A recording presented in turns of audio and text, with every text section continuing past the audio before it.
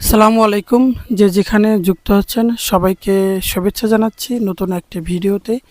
এখানে ক্ষুদ্র ঋণ কার্যক্রমে কিভাবে কাজ করতে হয় তারই স্বল্প প্রশিক্ষণ, ধারণাগত জ্ঞান দেওয়া হয়, যা দিয়ে আপনি আপনার কর্মজীবনে আসলে আহ, আপনি এটা প্রয়োগ করতে পারেন। যদি কখনো আপনাকে আপনার এই পেশায় যাওয়ার প্রয়োজন হয় সে সময় আপনাকে আসলে এই জ্ঞানগুলো অনেকটা উপকারে আসবে, এটাই বলবো।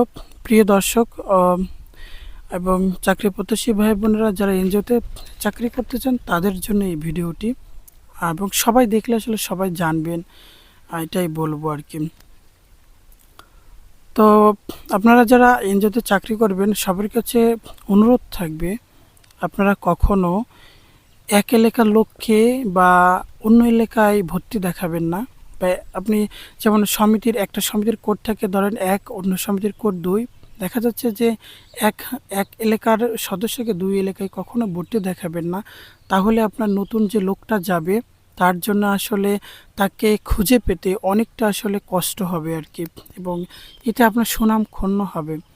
আর দেখা যাচ্ছে যে আপনি ৫-৬ কিলোমিটার পথ আপনাকে গিয়ে ৩ জন সদস্য বা ৪ জন সদস্যের জন্য যে যেতে হবে, তো আপনি তাকে দুর্গম এলাকায় কী করবেন? তাকে আপনি মাসিক কিস্তির আওতায় আনতে পারেন।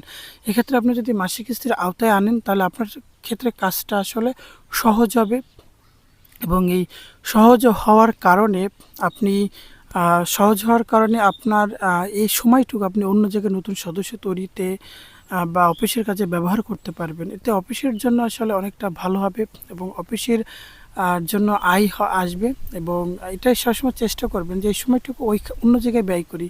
তো আপনাকে প্রতিদিন ওইখানে গিয়ে আপনার যে সার্ভিস চার্জ আদায় হয় সাপ্তাহিক কিস্তি দিলে কম টাকা দিয়ে, সেই সার্ভিস চার্জ দিয়ে কিন্তু আপনি যদি চেষ্টা করেন অফিসের ব্যয় মেটাবেন, এটা সম্ভব না। এটা কখনো আপনার এটা যে সার্ভিস চার্জটা আপনি যত বেশি আউটস্ট্যান্ডিং বাড়বে তত সার্ভিস চার্জ আদায় হবে। তো আপনি একজন সদস্যকে ১০,০০০ টাকা ঋণ দিয়েছেন, ৩ জনকে ৩০,০০০ টাকা দিয়েছেন। আপনি ৩ জনকে ৩০,০০০ টাকার কিস্তি প্রতি সপ্তাহে আনতে গেলেন, এতে আপনার কিন্তু আসলে ওই মাফিক সার্ভিস চার্জটা আদায় হয় না আর কি।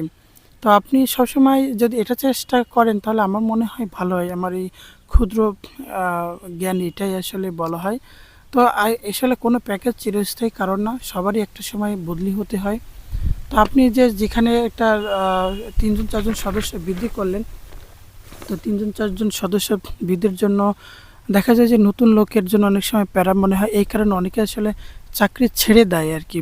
তো বলবো যে আপনারা এরকমভাবে প্যাকেজটা সাজান যাতে আসলে নতুন লোকের জন্য ভালো হয়, এটাই বলবো। তো এই ভিডিও এই পর্যন্ত, সবাই ভালো থাকবেন। আশা করি এইভাবে কাজ করলে সুন্দর হবে আর কি। আপনারা এনজিও সম্পর্কে ভিডিও পেতে চ্যানেলের সাথেই থাকবেন, এটাই প্রত্যাশা। সবাই ভালো থাকবেন, আর আমাদের চ্যানেলের সম্পর্কে মতামত জানাবেন, আর বিডি জবসের সাথেই থাকবেন। বিডি জবস এখনও